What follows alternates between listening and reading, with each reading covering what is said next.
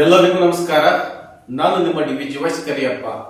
ಇವತ್ತು ಒಬ್ಬ ವಿಶೇಷ ವ್ಯಕ್ತಿ, ರೈತರ ಹಣವನ್ನೆಲ್ಲ ಖಾಲಿ ಮಾಡಿದ ವ್ಯಕ್ತಿ, ರೈತರಿಗೆ ಮೋಸ ಮಾಡಿದ ವ್ಯಕ್ತಿ, ರೈತರ ಹಣವನ್ನು ತಿಂದು ತೇಗಿರುವ ವ್ಯಕ್ತಿ ಅಂತಹ ತಿಳಿದುಕೊಂಡಿರ್ತಕ್ಕಂಥ ಶಿವಲಿಂಗಯ್ಯ ಎಂ ಗಡಿಗುಡಾಳ್ ಅವರ ಪೂರ್ತಿ ಸ್ಟೋರಿಯನ್ನ ಹೇಳ್ತೀನಿ. ಇದು 6 ವರ್ಷ ಅಥವಾ 6.5 ವರ್ಷದ ಸ್ಟೋರಿ. ಸ್ವಾಮಿ ತಿನ್ನ ಅಥವಾ ಸ್ವಾಮಿ ಜೊತೆಯಲ್ಲಿರ್ತಕ್ಕಂಥವರ ಚಿಕ್ಕಪ್ಪನ ಮಗ ತಿನ್ನ ಅಥವಾ ಅದಕ್ಕೆ ಯಾರ್ಯಾರು ಎಂಟ್ರಿ ಆಗಿದ್ದಾರೆ, ಈ ಶಿವಲಿಂಗಯ್ಯನ ಹಣವನ್ನ ಏನು ಮಾಡಿದ್ರು, GMC ಕಂಪನಿ ಅಂತ ಹೇಳಿದ್ರೆ ಬಡವರಿಗೆ ಬಾದಾಮಿ ಅಂತ ಹೇಳ್ತಾರಲ್ಲ, ಆ ರೀತಿಯಾಗಿದ್ದಂತ ದೊಡ್ಡ ಕಂಪನಿ ಯಾಕೆ ಬಿಕಾರಿ ಆಯ್ತು, ಆ MD ಆ ಒಂದು GMC ಕಂಪನಿಯನ್ನ ಯಾಕೆ ಉಳಿಸ್ಕೊಳಕ್ ಆಗ್ಲಿಲ್ಲ, ರೈತರ ಹಣವನ್ನ ಇವರೇ ತಿಂದ್ರ ನೋಡಿ. ಇವತ್ತು ನೀವು ಪಕ್ಕದಲ್ಲಿ ಬರ್ತಕ್ಕಂಥ ವಿಡಿಯೋವನ್ನ ನೀವು ನೋಡ್ತಾ ಹೋಗ್ಬೋದು. ಯಾಕೆ ಅಂತ ಹೇಳಿದ್ರೆ ಈ ವಯಸ್ಸಲ್ಲಿ ಸುಖವಾಗಿರ್ಬೇಕಾಗಿರ್ತಕ್ಕಂಥ ಈ ಶಿವಲಿಂಗಯ್ಯ ತಂದೆ ತಾಯಿಯ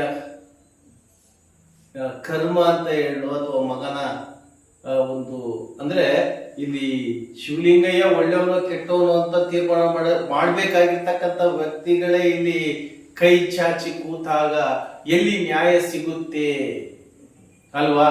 ನ್ಯಾಯ ಬೇಕು ಅಂತ ಹೇಳಿದ್ರೆ ಎಲ್ಲಿ ಹೋಗ್ಬೇಕಾಗಿತ್ತು ಆ ವ್ಯಕ್ತಿ? ಸ್ಟೇಷನ್ಗೆ ಹೋಗ್ಬೇಕು. ಆ ಸ್ಟೇಷನ್ ಅಲ್ಲೂ ನ್ಯಾಯ ಸಿಗ್ಲಿಲ್ಲ ಅಂದ್ರೆ ಎಲ್ಲಿಗೆ ಹೋಗ್ಬೇಕು? ಸಂಬಂಧಪಟ್ಟಿರ್ತಕ್ಕಂಥ ಇಲಾಖೆಯಲ್ಲಿರ್ತಕ್ಕಂಥ home minister doctor G Parameshwar ಹತ್ರ ಹೋಗ್ಬೇಕು. ಡಾಕ್ಟರ್ ಜಿ ಪರಮೇಶ್ವರ್ ಹತ್ರಕ್ಕೂ ಸಹ ನ್ಯಾಯ ಸಿಕ್ಕಿಲ್ಲ ಅಂದ್ರೆ ಎಲ್ಲಿಗೆ ಹೋಗ್ಬೇಕು? ಮುಖ್ಯಮಂತ್ರಿ ಹತ್ರಕ್ಕೂ ಹೋಗ್ಬೇಕು. ಮುಖ್ಯಮಂತ್ರಿ ಹತ್ರಕ್ಕೂ ಹೋದ್ರು ನ್ಯಾಯ ಸಿಕ್ಕಿಲ್ಲ ಅಂದ್ರೆ ಏನ್ ಮಾಡ್ಬೇಕು? ಈ ರೀತಿಯ ಹೋರಾಟ ಮಾಡಬೇಕು. ನೋಡಿ, ಸುಮಾರು 8ರಿಂದ 10 ಕೇಸ್ ಇರ್ತಕ್ಕಂಥ ವ್ಯಕ್ತಿ ಯಾವ ರೀತಿ ಹೋರಾಟಕ್ಕೆ ಸಿದ್ಧನಾಗಿದ್ದಾನೆ. ಅವರ ತಂದೆ ತಾಯಿ ಹೆಂಡತಿ ಇಬ್ರು ಮುದ್ದಾದ ಮಕ್ಕಳು, ಆ ಮಕ್ಕಳು ಏನ್ ಪಾಪ ಮಾಡಿದವ್ರಿ? ಈ ಉರಿ ಬಿಸಿಲಲ್ಲಿ ಆ 2 ಹೆಣ್ಣು ಮಕ್ಕಳು, ಮುದ್ದಾದ ಮಕ್ಕಳು, ಚಿಕ್ಕ ಮಕ್ಕಳು ಈ ಬಿಸಿಲಲ್ಲಿ ನಡ್ಕೊಂಡ್ ಬರ್ತಾ ಇರ್ತಕ್ಕಂಥದ್ದು. ಯಾವುದೋ ಒಂದು ಕಂಪನಿ ಇಟ್ಕೊಂಡು ಏನೋ ಜನರಿಗೆ ಒಳ್ಳೇದ್ ಮಾಡೋಣ ಅಥವಾ ಚೆನ್ನಾಗಿರೋಣ, ಕುಟುಂಬ ಚೆನ್ನಾಗಿರ್ಲಿ ಅಂತಲೇ ಬಿಸ್ನೆಸ್ ಮಾಡೋದು. ಯಾರು ಕುಟುಂಬ ಹಾಳಾಗ್ಲಿ ಅಂತ ಮಾಡಲ್ಲ. ಬಟ್ ಇಲ್ಲಿ ಬೇರೆ ಯಾರೋ ಮಾಡಿರ್ತಕ್ಕಂಥ ಮೋಸಕ್ಕೆ ಇವರು ಬಲಿಯಾದ್ರ, ಇವ್ರ ಕುಟುಂಬ ಬಲಿ ಆಯ್ತಾ? ಈ ಕುಟುಂಬಕ್ಕೆ ನೆಲೆ ಮತ್ತೆ ಯಾರು ಕೊಡಿಸ್ಬೇಕು? ಎಲ್ಲಿಂದ ಸ್ಟಾರ್ಟ್ ಆಗಿದ್ದದು? 6.5 ವರ್ಷ 2020ನೇ ಸಾಲಿನಲ್ಲಿ ಸ್ಟಾರ್ಟ್ ಆಗಿರ್ತಕ್ಕಂಥ ಇವರ ಹೋರಾಟ ಇವತ್ತಿಗೂ ಸಹ ನ್ಯಾಯ ಸಿಗ್ತಾ ಇಲ್ಲ. ನಾನು ಸಹ ಸುಮಾರು ವಿಡಿಯೋಗಳನ್ನು ಬಿಟ್ಟಿದ್ದೀನಿ, ನೀವು ನೋಡ್ಬೇಕು. ಒಂದು ಸ್ವಾಮಿ ವಿಡಿಯೋ ಅಂತ ಹೇಳಿದ್ರೆ ಡಿ.ವಿ.ಜಿ. ವಾಯ್ಸ್, ನಿಮ್ಮದೇ ಧ್ವನಿ ಅನ್ನೋದಕ್ಕೆ ಸಬ್ಸ್ಕ್ರೈಬ್ ಆಗಿ ಅದರಲ್ಲಿ ಬರ್ತಕ್ಕಂಥ ವಿಡಿಯೋವನ್ನು ನೋಡಿ ಇಂಚಿಂಚು ಮಾಹಿತಿಯನ್ನ ಕೊಟ್ಟಿದ್ದೀನಿ. ಮತ್ತೆ ನಾನು ಅದೇ ರೀತಿಯಾಗಿ ನ್ಯೂಸ್ ಮಾಡಿದ್ರೆ ಮತ್ತೆ ಅದೇನು ಹೇಳ್ತಾರಲ್ಲ, ಸ್ವಾಮಿ ಹತ್ರಕ್ಕೆ ರೊಕ್ಕ ಇಸ್ಕೊಂಡು ನ್ಯೂಸ್ ಮಾಡ್ದ ಅಂತ ಬಹಳ ಜನ ಮಾತಾಡಿದ್ರು. ಅಲ್ಲ ರೀ, ಆ ವ್ಯಕ್ತಿ ಊಟ ಬಿಡೋದಕ್ಕೆ ದುಡ್ಡಿಲ್ಲ, ನನಗೆ ರೊಕ್ಕ ಕೊಡೋಷ್ಟು ಸಾವುಕಾರ ಆಗ್ಲಿ ಬಿಡಿ, ನಿಮ್ಮ ಆಶೀರ್ವಾದದಿಂದ ಅವಾಗ್ಲಾದ್ರು ಕೊಡ್ತಾರೆ ಅಲ್ವಾ? ನನ್ನ ಇಂಟೆನ್ಷನ್ ಏನಪ್ಪಾ ಅಂತ ಹೇಳಿದ್ರೆ ಅವ್ರ ಕುಟುಂಬಕ್ಕೆ ಒಳ್ಳೇದಾಗಬೇಕು. ತಪ್ಪು ಸ್ವಾಮಿನೇ ಮಾಡಿದ್ರೆ ಸ್ವಾಮಿಗೆ ಶಿಕ್ಷೆ ಆಗ್ಲಿ, ಶಿವಲಿಂಗಯ್ಯ ತಪ್ಪು ಮಾಡಿದ್ರೆ ಶಿವಲಿಂಗಯ್ಯಗೆ ತಪ್ಪೇ ಆಗ್ಲಿ, ಶಿಕ್ಷೆ ಆಗ್ಲಿ. ಆದ್ರೆ ಇಲ್ಲಿ ಶಿವಲಿಂಗಯ್ಯ ತಪ್ಪು ಮಾಡಿಲ್ಲ ಅಂತ ಹೇಳಿದ್ರೆ ತಪ್ಪು ಮಾಡಿರ್ತಕ್ಕಂಥವ್ರಿಗೆ ಶಿಕ್ಷೆ ಆಗ್ಲಿ ಅನ್ನೋದಷ್ಟೇ ನಮ್ಮ ಉದ್ದೇಶ. ಇಲ್ಲಿ ಎಂತೆಂತ ವ್ಯಕ್ತಿಗಳು ಬರ್ತಾರೆ, ಆ FIR ಕಾಪಿಗಳು ನೋಡ್ಬೇಕ್ರಿ. ಅಷ್ಟಕಂಡೆಲ್ಲ ಭ್ರಷ್ಟಾಚಾರ ಮಾಡಿರ್ತಕ್ಕಂಥ ಇವತ್ತು ರಾಯೆಲ್ಲ ಗಡ್ಡಾಡ್ತಾ ಇದ್ದಾರೆ. ಈ ವ್ಯಕ್ತಿ ಕೋಳಿಗೆ ನೋಡಿ ಆ ನೀರು ಹಳ್ಳಿ ಸೈಡ್ ಅಲ್ಲಿ ಆ ನೀರು ಎಳ್ಕೊಂಡು ಹೋಗ್ಲಿಕ್ಕೆ ಒಂದು ಇದನ್ ಮಾಡ್ತಿರ್ತಲ್ಲ, ಗಾಡಿ ಸೈಕಲ್ 2 ಚಕ್ರದ ಗಾಲಿ ಬಂದಿರುತ್ತಲ್ಲ, ಆ ಗಾಲಿಗಾಗಿ ಎಳ್ಕೊಂಡು ಬರ್ತಾ ಇದ್ದಾರೆ ಉರಿ ಬಿಸಿಲಲ್ಲಿ ಎಲ್ಲರೂ ಸ್ವಲ್ಪ ದೂರ. ಅವೆಲ್ಲ ಏನು ಅಂತ ಹೇಳಿದ್ರೆ ಈ ಕೇಸಿಗೆ ಸಂಬಂಧಪಟ್ಟಿರ್ತಕ್ಕಂಥ ಫೈಲ್ಸ್ಗಳು ಸುಮಾರು ಒಂದು ಗಾಡಿಯಲ್ಲಿ ಹಾಕುವಷ್ಟು ಫೈಲ್ ಇದೆ ಅಂತ ಹೇಳಿದ್ರೆ ಆ ವ್ಯಕ್ತಿ ಆ ಫೈಲಿಗೆ ಎಷ್ಟು ರೊಕ್ಕ ಖರ್ಚು ಮಾಡಿರ್ಬೇಕು, ಕೇಸು ಕೋರ್ಟು ಕಚೇರಿಗೆ ಎಷ್ಟು ರೊಕ್ಕ ಖರ್ಚು ಮಾಡಿರ್ಬೇಕು ಹೇಳಿ. ಅದರ ಬಗ್ಗೆ ಯಾರು ಯೋಚನೆ ಮಾಡ್ತಾ ಇಲ್ಲ. ಸರ್ಕಾರ ನ್ಯಾಯ ಕೊಡಿಸ್ತಾ ಇಲ್ಲ. ನಮ್ಮ ದಾವಣಗೆರೆ ಇವತ್ತೇ ಹೊಸದಾಗಿ ಬಂದಿದ್ದಾರೆ SP ಅವರು. ಯಾಕೆಂದ್ರೆ ಈ ಹಿಂದೆ ಉಮಾ ಪ್ರಶಾಂತ್ ಅವರು ಏನು ಮಾಡಲಿಲ್ಲ ಬಿಡಿ ಈ ಕೇಸ್ ವಿಚಾರವಾಗಿ. ಅದರ ಹಿಂದಿದ್ದಂತ SP ನಿಶಾಂತ್ ಅವರು 2 ಕೋಟಿ ಕೊಡಿಸಿದ್ದಾರೆ. ಅದು ಮತ್ತು ಇಲ್ಲಿ ಬೇರೆ ರೀತಿಯಿಂದ ಫ್ರಾಡ್ ಇವರು ಗೋಡೌನ್ನಲ್ಲೇ ಸಿಕ್ತು ಅನ್ನೋ ರೀತಿ ಪ್ರೂವ್ ಮಾಡಿದ್ದಾರೆ. RMC ಪೊಲೀಸ್ ಸ್ಟೇಷನ್, ಬಡಾವಣೆ ಪೊಲೀಸ್ ಸ್ಟೇಷನ್ ನಲ್ಲಿ ಇರ್ತಕ್ಕಂಥ ಕೇಸನ್ನು ಚೆನ್ನಾಗಿ ನೀವು ತನಿಖೆ ಮಾಡಿ ಅಂತ ಹೇಳಿದ್ರೆ ಆ ತನಿಖಾಧಿಕಾರಿ ಬಿ ರಿಪೋರ್ಟ್ ಹಾಕಿದ್ದಾರೆ. ಕೆಳಜನಗರದಲ್ಲಿರ್ತಕ್ಕಂಥ ಫೈಲ್ ಏನ್ ಇವ್ರ ಕೇಸ್ ಇರುತ್ತೆ, ಈ ಕೇಸ್ ಇವರು PCR ಹಾಕ್ತಾರೆ.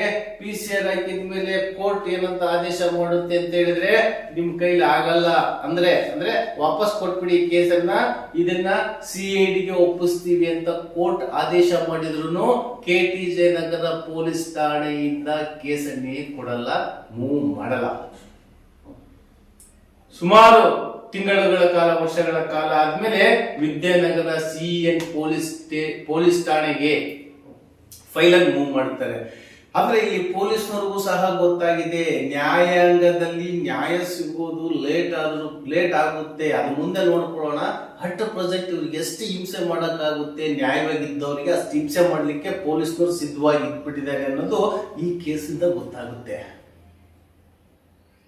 ಒಂದು ಅವ್ರಿಗೆ ನ್ಯಾಯ ಕೊಡಿಸುವಂತ ಕೆಲಸನಾದ್ರೂ ಮಾಡಬೇಕಾಗಿತ್ತು ಈ ಪೊಲೀಸ್ ಇಲಾಖೆ, ಇಲ್ಲ ಅದ್ರ ಸರಿಯಾದ ತನಿಖೆನಾದ್ರೂ ಮಾಡ್ಬೇಕಾಗಿತ್ತಲ್ವಾ. ಈಗ ಒಬ್ಬ ವ್ಯಕ್ತಿಯ ಮೇಲೆ ಕೇಸ್ ಮಾಡ್ತಾನೆ ಅಥವಾ ಆ ವ್ಯಕ್ತಿಯ ಮೇಲೆ ದೂರು ಕೊಡ್ತಾನೆ ಅಂತ ಹೇಳಿದ್ರೆ ಯಾವ್ದಾದ್ರು ಎವಿಡೆನ್ಸ್ ಇದ್ರೆ ತಾನೇ ಕೇಸ್ ಕೊಡಕ್ಕೆ. ಈ ಶಿವಲಿಂಗಯ್ಯನ ಹತ್ರ ಎಲ್ಲಾ ರೀತಿಯ ಎವಿಡೆನ್ಸ್ಗಳಿದಾವೆ, ಆದ್ರೂ ಯಾಕೆ ಅವರನ್ನ ಅರೆಸ್ಟ್ ಮಾಡ್ತಾ ಇಲ್ಲ ಪೊಲೀಸ್ ಇಲಾಖೆಯವರು? ಹಣವಂತರ ಇನ್ಫ್ಲುಯೆನ್ಸ್ ಇದೆಯಾ? ದೊಡ್ಡ ರಾಜಕಾರಣಿಗಳ ಕಾಂಟ್ಯಾಕ್ಟ್ ಇದೆಯಾ? ಅಥವಾ ಭಿಕಾರಿಗಳ? ಯಾರಿಗಾದ್ರೂ ಶಿಕ್ಷೆ ಆಗ್ಲೇಬೇಕಲ್ಲ ತಪ್ಪು ಮಾಡಿದ್ರೆ. ಅವ ಏನಾಗಿದೆ, ಒಂದು ಡೂಪ್ಲಿಕೇಟ್ ಮಾಸ್ ಕಾರ್ಡ್ಗಳು ತಗೊಂಡು ಅದು ಡೂಪ್ಲಿಕೇಟ್ TCಗಳು ಕೊಟ್ಟಿರ್ತಕ್ಕಂತ ರವಿ ವಾಗೇಸ್ವಾಮಿ, ಅವರೆಲ್ಲ ಯಾರವರು? ಸಾಲುಗಟ್ಟೆ ಅವರು, ಆ ಕೇಸಲ್ಲಿ ಇರ್ತಕ್ಕಂಥವ್ರು. ಇನ್ನೊಬ್ಬ ಪಲ್ಲಗಟ್ಟೆ ಅವನು. ಎಲ್ಲ ಒಂದೇ ಕೆಟಗರಿ ಅವರೇ. ಇವ್ರು ಎಂತೆಂತ ಫ್ರಾಡ್ಗಳು ಮಾಡಿದ್ದಾರೆ. ಆ ಫ್ರಾಡ್ ಮಾಡಿರ್ತಕ್ಕಂಥ ದಾಖಲೆಗಳನ್ನ ಮುಂದಿಟ್ಟರು ಸಮೇತ ಅವರನ್ನು ಅರೆಸ್ಟ್ ಮಾಡಿಲ್ಲ ಅಂತ ಹೇಳಿದ್ರೆ ಮತ್ತೆ ಯಾರನ್ನ ನಂಬಬೇಕು?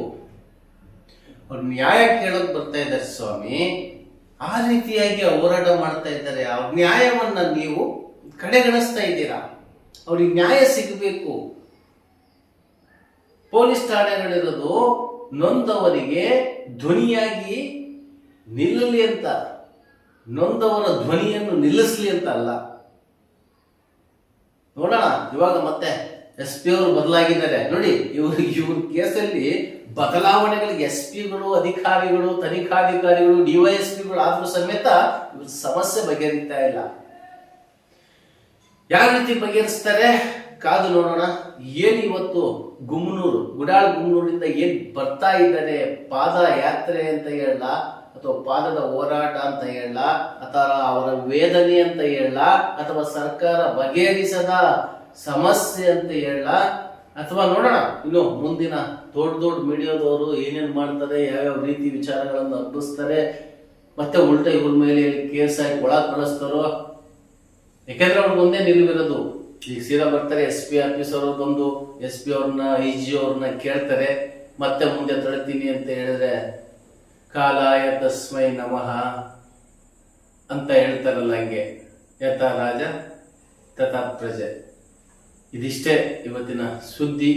ಆದಷ್ಟು ಬೇಗ ನೊಂದ ಕುಟುಂಬಕ್ಕೆ ನೆಮ್ಮದಿ ಕೊಡು ಶಿವ ಅಂತ ದೇವರಲ್ಲಿ ಬೇಡ್ಕೊಳ್ತಾ, ಸಂಬಂಧಪಟ್ಟಿರ್ತಕ್ಕಂಥ ಅಧಿಕಾರಿಗಳು ಅವರಿಗೆ ನ್ಯಾಯ ಒದಗಿಸಿಕೊಡ್ಬೇಕು. ಬಹಳ ಕಷ್ಟದ ದಿನಗಳು ಮುಂದೆ ಬರ್ತಾ ಇದ್ದಾವೆ. ಇನ್ನು ಈ ಸಮಯದಲ್ಲಾದ್ರೂ ಸ್ಥಿತಿವಂತರಿಗೆ ಅಥವಾ ಅನ್ಯಾಯ ಮಾಡಿರ್ತಕ್ಕಂಥವ್ರಿಗೆ ಶಿಕ್ಷೆ ಆಗಲಿ, ಅದೇ ಶಿವಲಿಂಗಯ್ಯ ತಪ್ಪು ಮಾಡಿದ್ರು ಸಮೇತನು ಕಾನೂನಾತ್ಮಕವಾಗಿ ಕಾನೂನು ಪ್ರಕಾರವಾಗಿಯೇ ಅವರಿಗೂ ಶಿಕ್ಷೆ ಆಗಲಿ, ತೊಂದರೆ ಇಲ್ಲ. ಬಟ್ ದಾಖಲೆಗಳನ್ನು ಸರಿಯಾದ ದಾಖಲೆಗಳನ್ನು ದಾಖಲಿಸಿದ ನಂತರವಾದ್ರೂ ಆ ಸಂಬಂಧಪಟ್ಟಿರ್ತಕ್ಕಂಥ ವ್ಯಕ್ತಿಗಳಿಗೆ ಶಿಕ್ಷೆ ಆಗುವ ರೀತಿಯಲ್ಲಿ ನೀವು ಮಾಡಬೇಕು. ನೋಡಿ, ಈಗ ನೊಂದಿರ್ತಕ್ಕಂಥ ಶಿವಲಿಂಗಯ್ಯ ಏನು ಮಾತಾಡ್ತಾನೆ ಅದ್ರ ಬಗ್ಗೆ ನೀವೇ ಪೂರ್ಣವಾಗಿ ಕೇಳಿ. ಸ್ವಲ್ಪ ದೊಡ್ಡ ವಿಡಿಯೋ ಇದೆ, ಬಟ್ ಅವರ ಒಂದು ಕೆಲಸಕ್ಕೆ ನಮ್ಮ ಕಡೆಯಿಂದ ಇದಿಷ್ಟೇ ಮಾಡೋಕ್ಕಾಗೋದು. ಏಕೆಂದರೆ ಇದು ನಿಮ್ಮದೇ ಧ್ವನಿ, ನಿಮ್ಮದೇ ಶಕ್ತಿ. ನಮಸ್ಕಾರ.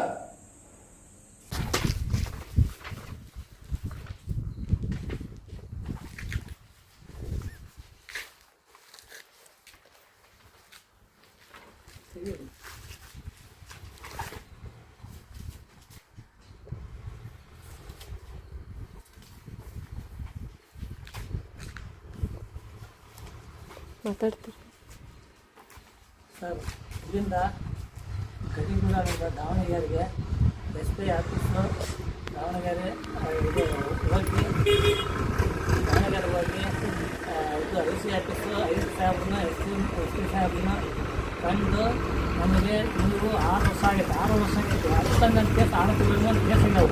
ಅದಕ್ಕೊಂದು ಎಫ್.ಐ.ಆರ್ ಮಾಡಿದ್ರೆ ಯಾವುದೇ ಒಂದು ನೆನಪು ಸಿಕ್ಕಿಲ್ಲ. ಯಾವುದೋ ಒಂದು ವರ್ಷ 2 ವರ್ಷ ದೂರು ಕೊಟ್ಟಿದ್ವಿ.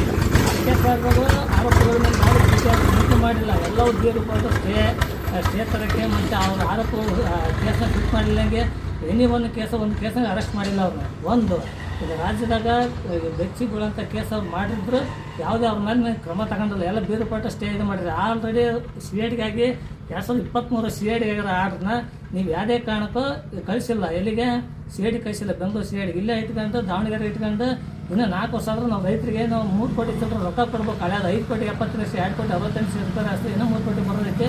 ಇಲ್ಲಿವರೆಗಾದ್ರೆ ಯಾವುದೂ ನಮ್ಗೆ ನ್ಯಾಯ ಸಿಕ್ಕಿಲ್ಲ. ಏನು ಅಲ್ಲಿಗೂ ಕಳ್ಸಂಗಿಲ್ಲ, ಇವರು ತನಿಖೆ ಮಾಡೋಂಗಿಲ್ಲ. ಬರೀ ಇವತ್ತು ನಾಳೆ ಅಂತ ನಮ್ಮ ಶ್ರಮ ವಹಿಸಿ ಅಲ್ಲಿ ಕೇಸ್ ಮಾಡಿರಿ, ಇಲ್ಲಿ ಕೇಸ್ ಮಾಡಿರಿ, ವಿಜಯನಗರಕ್ಕೆ ಹೋಗ್ರಿ, ಅಲ್ಗೋರು ಅಂದ್ರೆ ಶ್ರಮವಾಗಿ ಇದು ಮಾಡಿರ್ತೀವಿ. ಹಾಗಾಗಿ ನಮಗೆ ಕಾರಣದಂತ ನಮಗೆ ನ್ಯಾಯ ಕೊಡಿಸಲೇಬೇಕು. ನಾವು ರೈತರು ಮತ್ತು ಇದು ವಕೀಲರು ಮತ್ತು ರೈತರು ವಕೀಲರು ಮತ್ತು ಇವರು ಯಾರು ಊರಿನ ಯಜಮಾನರುಗಳು ಬರ್ತಾರೆ, ಅವರಿದ್ದರಿಗೆ ಕ್ಷಮಾಗಿ ನೀವು ತನಿಖೆ ಮಾಡಿರಿ. ನ್ಯಾಯ ಕಂಡು ಬಂದರೆ ಇತ್ತು ಅಂದರೆ ಮಾತ್ರ ನ್ಯಾಯ ಕೊಡಿಸ್ರಿ. ದೂರುಗಳು ನನ್ನ ಮೈ ಮೇಲೆ ಕಂಡಿವೆ, ಎಫ್.ಐ.ಆರ್ ಮೈ ಮೇಲೆ ಕಂಡಿವೆ, ದೂರುಗಳು ಮೈ ಮೇಲೆ ಕಂಡಿವೆ. ಇನ್ನೊಂದು ಏನಪ್ಪ ಅಂದರೆ ಇವನ್ನೆಲ್ಲ ತಗೊಂಡು ಅಲ್ಲಿ ತನಿಖೆ ಮಾಡಿ ಎಲ್ಲ ಓಕೆ ಅಂತಂದ್ರೆ ನಮ್ಗೆ ಏನೋ ರೈತರುಗಳು ಉತ್ತರ ಕೊಡ್ರಿ. ನೀವು ಮಾಡಿದಂಗೆ ನಾವು ಮಾಡೋಕ್ಕಾಗಲ್ಲ, ನಮ್ಮ ಜೀವನ ಮಾಡೋಕ್ಕೆ ಅಷ್ಟೈತಿ. ಕೋರ್ಟ್ ಪ್ರೆಷರ್ ಜಾಸ್ತಿ ಐತೆ, ಮತ್ತು ಇದು ನಮಗೆ ಅದು ಕೋರ್ಟು ಹಣದ ಸಮಸ್ಯೆ ಎಲ್ಲ. ಕೋರ್ಟ್ 6 ವರ್ಷ ಆಯ್ತು, ಕೋರ್ಟ್ಗೆಲ್ಲ ಖರ್ಚು ಮಾಡ್ಕೊಂಡು ಕೋರ್ಟು ಕಚೇರಿ ಅಂತ ಸುಮ್ಮನೆ ಫೇಕ್ ಕೇಸ್ 40 ಕೇಸ್ ನಮ್ಮ ಮೇಲೆ ಮಾಡಿದ್ರೆ ಇಷ್ಟಕ್ಕಂದೆಲ್ಲ ಮಾಡೋಕತ್ತೀವಿ. ಇದರಿಂದ ನಮಗೆ ನ್ಯಾಯ ಸಿಗ್ತಾಯಿಲ್ಲ. ಈಗ ಹಂಗಾಗಿ ನಮಗೆ ಇದನ್ನು ಎಸ್ ಪಿ ಕಚೇರಿ ಮುಂದೆ ಬಂದು ನೀವು ತನಿಖೆ ಮಾಡ್ತೀವಿ, ಎಲ್ಲ ಸುಭದ್ರ ಕುಂದಿಸ್ಕೊಂಡು ಎಲ್ಲರೂ ಬರ್ರಿ, ವಕೀಲರು ನೀವೆಲ್ಲ ಬರ್ರಿ, ನೀವು ಪೊಲೀಸ್ ಯಾರು ತನಿಖೆ ಆದ್ರೆ ಅವರು ಬರ್ರಿ, ತನಿಖೆ ಮಾಡಿರಿ. ಏನಾದರೂ ಇತ್ಯರ್ಥ ಪಡ್ಬೇಕು, ಇಲ್ಲ ನಿಮ್ಮ ಕೈಲಿ ಆಗಲ್ಲ ಅಂದ್ರೆ ನಾವು ಅಲ್ಲಿಂದ ಬೆಂಗಳೂರಿಗೆ ಹೋಗ್ತೀವಿ. ಬೆಂಗಳೂರಿಗೆ ಹೋಮ್ ಮಿನಿಸ್ಟರ್ ಪರಮೇಶ್ವರ ಸಿದ್ದರಾಮಯ್ಯ ಅವರು ನೀವು ಇದನ್ನ ಏನಾರ ಮಾಡಿ ಸರಿಪಡಿಸ್ಬೇಕು, ಇಲ್ಲಾಂದ್ರೆ ನಮ್ದು ಇದಾಕತ್ತಂತ ನಿಮ್ಮ ಮುಂದೆ ನಾವು ಕ್ಷಮೆಯಿಂದ ಕೇಳ್ತೀವಿ. D K Shivakumar, Saleem sir, home minister Parameshwara Nayak ಇವ್ರು ನೀವು ದೀರ್ಘವಾಗಿ ತನಿಖೆ ತಗೊಂಡು ಇಷ್ಟು ಕೇಸಾಗೆ ಇವಕ್ಕೇನು ಉಪಯೋಗ ಅಲ್ರಿ. ಪೇಪರ್ನ ಲಜ್ಜೆಗೆವು 10ನೇ ಎಫ್.ಐ.ಆರ್ ಆಗ್ಯಾವ. 10ನೇ ಎಫ್.ಐ.ಆರ್ ಯಾವುದೇ ಒಂದು ಇದಿಲ್ಲ, ಏನಿಲ್ಲ, ಏನು ಒಂದು ಬೆಲೆನೇ ಅಲ್ಲ. 10ನೇ ಎಫ್.ಐ.ಆರ್ಗೆ ಬರ್ರಿ, ಅವ್ರು ಯಾವ ಡಿಪಾರ್ಟ್ಮೆಂಟಿಗೆ ಕರ್ಕೊಂಬರ್ರಿ, ತನಿಖೆ ಮಾಡೋಕ್ಕೆ ರೆಡಿಲ್ಲ, ಬರ್ರಿ ನಮ್ಮ ಕರೆಯೋಕೆ ರೆಡಿಲ್ಲ, ಬರ್ರಿ ಇವತ್ತು ಮಾಡ್ತೀವಿ ನಾಳೆ ಮಾಡ್ತೀವಿ ಅಂತ ನಮ್ಮ ಕಡೆ ಏನು ಡಾಕ್ಯುಮೆಂಟ್ ಅಂತಲ್ಲ, ನಮಗೆ ಬೈದು ಕಳಿಸ್ತಾರೆ. ಏನಾದರೂ ಸಿ ಐ ಡಿಗೆ ಆಗಿರೋ ಡಾಕ್ಯುಮೆಂಟ್ ಇಲ್ಲೇ ಇಟ್ಕೊಂಡು ಯಾವುದೇ ನ್ಯಾಯ ಇಲ್ದಂಗೆ ಮಾಡ್ರೆ ನಮಗೆ ನ್ಯಾಯ ಕೊಡಿಸ್ಬೇಕಂತ ನಿಮ್ಮಲ್ಲಿ ಯಾಕೆ ಕೊಡ್ತೀವಿ. 5 ಸಾವಿರ ಎಸ್ ಪಿ ಸಾಹೇಬ್ ಬರ್ತೀವಿ, ನೀವು ನಮಗೆ ನ್ಯಾಯ ಕೊಡಿಸಿ. ಸರಿ ಇಲ್ಲ ಅಂದ್ರೆ ನಾವು ಬೆಂಗಳೂರಿಗೆ ಅಲ್ಲಿಂದನೇ ಬೆಂಗಳೂರು ಹೋಗ್ತೀವಿ. ನಮ್ಮ ವಕೀಲರು ಬರ್ತಾರೆ, ಇವರೆಲ್ಲ ಬಂದು ಕ್ಷಮ ಇದು ಮಾಡ್ತೀವಿ. ನೀವು ಇಲ್ಲ ಅಂದ್ರೆ ನಮಗೆ ಗಡಿಗುಡದಿಂದ ದಾವಣಗೆರೆ ಎಸ್ ಪಿ ಆಫೀಸಿಗೆ ನ್ಯಾಯಕ್ಕಾಗಿ 6 ವರ್ಷ ಆಯ್ತು. 6 ವರ್ಷದಿಂದ 1 ರೂಪಾಯಿ ಬೆಲೆ ವಿಪರೀತ ರೈತರ ದುಡ್ಡು ಹೆಚ್ಚು ಕಮ್ಮಿ ನಾವು ಬಿಸ್ನೆಸ್ ಮಾಡ್ತಿದ್ವಿ. ಮೆಕ್ಕೆಜೋಳ 6 ಕೋಟಿ 5 ಕೋಟಿ 70 ಲಕ್ಷ ಆಯ್ತು, 2 ಕೋಟಿ 68 ಲಕ್ಷ ರಿಕವರಿ ಆಗಿಲ್ಲ. ಎಲ್ಲ ಕೇಸ್ಗಳನ್ನು ಪೆಂಡಿಂಗ್ ಇಟ್ಟು ಸುಮಾರು 10ನೇ ಕೇಸ್ ಆಗ್ಯಾರ. ಯಾವುದೇ ಅವ್ರು ತನಿಖೆ ಮಾಡಿ 10 ಕೇಸ್ನ ಸರಿಯಾದ ರೀತಿಗೆ ಅವ್ರಿಗೆ ತನಿಖೆ ಮಾಡಿದರೆ ನಮಗೆ ನ್ಯಾಯ ಸಿಗೋದು. ಆಲ್ರೆಡಿ 23 ಸಿ ಐ ಡಿ ಆದ್ರೆ ಅದನ್ನು ಸಿ ಐ ಡಿ 23ರಾಗ C I D Bengaluru enter copy C I ಡಿಗೆ ಆಗೈತೆ, ಅದನ್ನು ಆರ್ಡ್ರ್ ಮಾಡಿ ಕೊಟ್ಟಿಲ್ಲ. ಈಗ ನಮ್ಮ ಮನೆತನದ ಪ್ರತಿಯೊಂದು ಸುಳ್ಳು ಕೇಸು ಅವಾಕಿ ಹೆಚ್ಚು 30-40 ಕೇಸ್ ಆಗ್ಯಾವು. ಈಗ ಇದ್ರ ಸಲುವಾಗಿ ಓಡಾಡಿ ಸಾಕೈತಿ. ಪೊಲೀಸರು ನಮಗೆ ಯಾವುದೂ ನ್ಯಾಯ ಕೊಡ್ತಾಯಿಲ್ಲ. ಅದಕ್ಕೆ ದಾವಣಗೆರೆ ಗಡಿಗುಡಾಳೆ ಅಂತ ದಾವಣಗೆರೆ SP ಆಫೀಸು, ಇದು SP ಆಫೀಸು, IG ಸಾಹೇಬರು ರವಿಕಾಂತ್ ಗೌಡ್ರು, ಇವರು SP ಸಾಹೇಬರು ಶೇಖರ್ ಸರ್ ಹತ್ರ ಹೋಗಿ ನ್ಯಾಯಕ್ಕಾಗಿ ಇಲ್ಲಿಂದ ಹೋಗ್ತೀವಿ. ಅಲ್ಲಿ ಹೋಗಿ ನಮ್ಮ ರೈತರು, ನಾವು ವಕೀಲರು ಎಲ್ಲ ಅವರ ಎಲ್ಲರೂ ಮುಂದೆ ನಮಗೆ ನ್ಯಾಯ ತನಿಖೆ ಮಾಡಿದರೆ ಏನು ನಮಗೆ ಬಿಡುವೆ ಕೊಡಬೇಕು, ತನಿಖೆ ಮಾಡೋಕ್ಕಾಗೋದಿಲ್ಲ. ಈಗೆಲ್ಲ ನಮಗೆ ಅವ್ರು ತನಿಖೆ ಮಾಡಿದ ನಂತರ ನಾವು ಇನ್ನು ಬೆಂಗಳೂರಿಗೆ ನಮ್ಮ ಎಲ್ಲ ಮನೆಯವರೆಲ್ಲ ಕುಟುಂಬ ಸಮೇತ ಬೆಂಗಳೂರು ಕಾಲ್ನಡಿಗೆ ನಡ್ಕೊಂಡು ಹೋಗ್ತೀವಿ. ಇಲ್ಲಾಂದ್ರೆ ನಮಗೆ ನ್ಯಾಯ ಸಿಗೋದಿಲ್ಲ. ಯಾಕಂದರೆ ಅವ್ರ ಆರೋಪಿಗಳು ಸಿಕ್ಕಾಪಟ್ಟೆ ತಿಂದು ಸಿಕ್ಕಾಪಟ್ಟೆ ಕರ್ನಾಟಕ ಮಾಡಿಲ್ಲಂತ ಅಂಥ ಕೇಸ್ಗಳನ್ನ ಎಲ್ಲ ಮುಚ್ಚಾಕಿ ಪೊಲೀಸ್ನವರು ಅವರು ಇದು ಮಾಡ್ಯಾರೆ. ಆದರೆ ಇವ್ರು ಕಾನೂನು ಬಿಗಿ ಮಾಡ್ತಾರಲ್ಲ. ಆವಾಗ ಇಲ್ಲಿ ತನಕ 6 ವರ್ಷ ಕೋರ್ಟು ಪೊಲೀಸ್ ಸ್ಟೇಷನ್ನು ಇನ್ನು ಬ್ಯಾಂಕ್ಗಳು ಅವು ಇವನತಿ ಸಿಕ್ಕಾಪಟ್ಟೆ ನಮ್ಮ ಮೈ ಮೇಲೆ ಬಂದವು. ಇದು ನ್ಯಾಯಕ್ಕಾಗಿ ನಾವು ಗಡಿಗುಡಾಳಿಂದ ದಾವಣಗೆರೆ SP ಕಚೇರಿ 40 ಕಿಲೋಮೀಟ್ರ್ ಆಕತಿ. ಕಾಲ್ನಡಿಗೆ ನಡ್ಕೊಂಡು ಹೋಗಿ ಇದು ಮಾಡ್ಕೊಂಡು ಬರ್ತೀವಿ ಎಲ್ಲ. ಹಂಗಾಗಿದ್ದು ನಮಗೆ ಧೀರವಾಗಿ ನ್ಯಾಯ ಕೊಡ್ಬೇಕಂದ್ರೆ ನಾವು ನ್ಯಾಯ ಸಿಗೋವರೆಗೂ ಯಾವುದೇ ಕಾರಣಕ್ಕೆ ಜನ ಮಾತಲ್ಲ, ಊರು ಸೇರ ಮಾತಲ್ಲ, ನಮಗೆ ನ್ಯಾಯ ಕೊಡಲೇಬೇಕು. ನಾವು ರೈತರಿಗೆ ನ್ಯಾಯ ಕೊಡಲೇಬೇಕು. ನ್ಯಾಯ ತನಿಖೆ ಮಾಡಲಿ. ತನಿಖೆ ಮಾಡಿದ್ರೆ ಇಟ್ಕೊಂಡು ಇವತ್ತು ನಾಳೆ ಅಂತ 6 ವರ್ಷ ಸುಮ್ಮನೆ ದಬ್ಕೆ ಅಂತ ಬರ್ತಿದ್ದಾರೆ. ಇದರ ಸಲುವಾಗಿ ಕಠಿಣ ಕ್ರಮ ತಗೋಬೇಕಂತ ನಾವು ಕೇಳ್ಕೊತೀವಿ.